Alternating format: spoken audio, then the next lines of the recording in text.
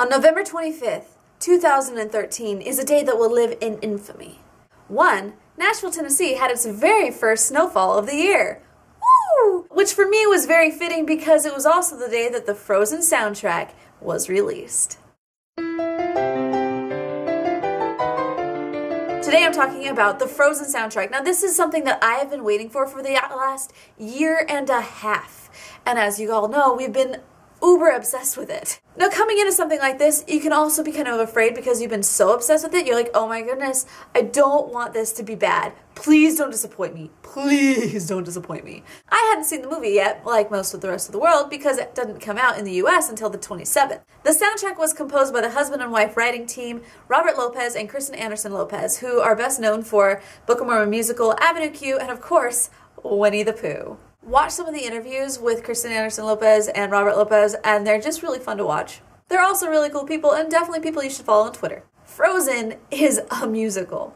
The first half hour of the show is all straight bang, bang, bang, song, song, song. Not just songs, but some really great songs. I love musicals. I grew up going to musicals. I grew up performing in musical theater. I grew up on a stage, basically. So this is my wheelhouse. The very first soundtrack of the song is called Frozen Heart, and it's got this lot of punching and banging and lots of men coming out. But it also has all of the key elements of a very first awesome opening song. It brings in key words, key phrases from the whole play itself, and you're able to know what to expect throughout the rest of it. If you've never seen the movie, if you just listen to the first couple songs on the soundtrack, you understand what's going on. Following right along is Do You Want to Build a Snowman? The voice talent on this actually includes Katie Lopez, the daughter of the composers, as well as Agatha Lee-Mon and Christian Bell. I was nervous with Christian Bell, I'll be honest, because I had never heard her sing and I just didn't know what to expect from her. But I was really impressed with the way that she was able to bring a lot of emotion into everything that she did. Whether it was the sadness of Do You Want to Build a Snowman all the way to the fun and the excitement of For the First Time in Forever and Love is an Open Door. By the way, Love is an Open Door, holy Hannah, I love that song. I think mostly just because it's Santino Fontana and he's got the most overwhelmingly smooth voice I think I've heard in a long time. The moment he starts feeling like, I love crazy, it's just like, whew, hi. Next comes the grand moment of Let It Go. Let's be honest, it's gonna win the Oscar. Just saying. There was one thing though, when I first read through the lyrics of this song, I got to the point where it's like, frozen fractals all around. Frozen fractals all around? Where in the world did you come up with that? And then I looked it up and I read that most of it has to do with snowflakes in general and the building and the mathematical equations that go into building these snowflakes. And then I realized, well, duh, that's not why I'm gonna know it. I hate snow.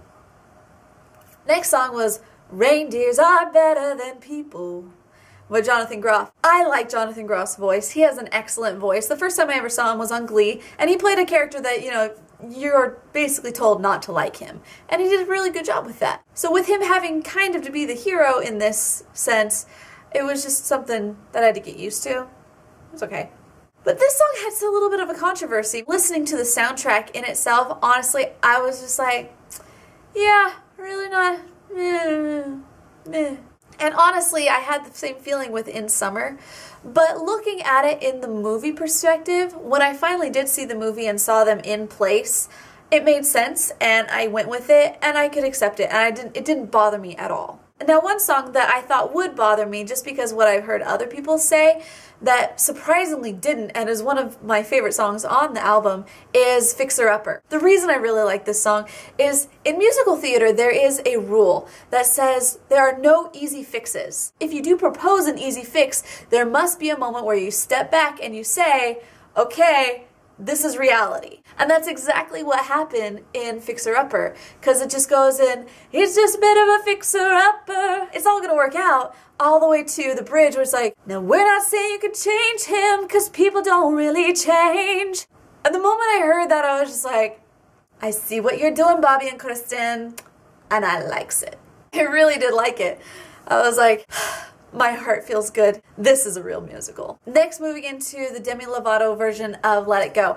The first time I heard this song, the best thing that I liked about it was the instrumentation. Now, I'm kind of a nerd in this sense because I went to school for recording engineering, and so as I listen to music, I always listen to the instrumentation and how they put it all together. And if you listen to the karaoke version of this on the deluxe edition, you can hear everything, and you can hear the whole scope of all the music, all the instruments, and it sounds very full, but at the same time you can pick out all the different instruments, and it's very simple. Like, they're not throwing all these auto-tune and all that kind of stuff in there.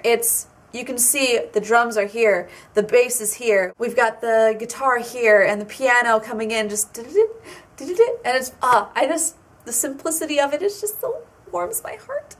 The film score was written by Christoph Beck, and there's a reason why he's on so many things. He's really good, and the score itself was really pretty. There are a lot of moments that go back to the original songs, that kind of weave everything together, and he did a really good job with that. In a world where everything is available at your fingertips online, if you like it enough to buy the soundtrack at all, you're gonna like it enough to buy the deluxe edition of the soundtrack.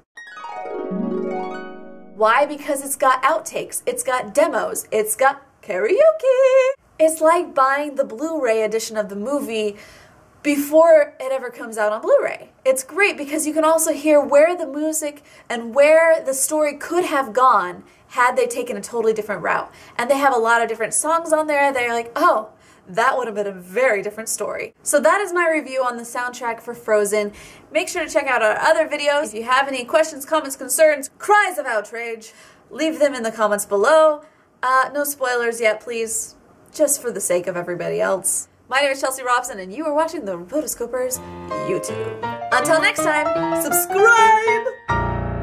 Hey guys, this is Morgan Stradling with the Rotoscopers, and today I'm going to be reviewing the Frozen 2-disc Deluxe Edition soundtrack. Holy cow, awesome. You see how thick this is? Look!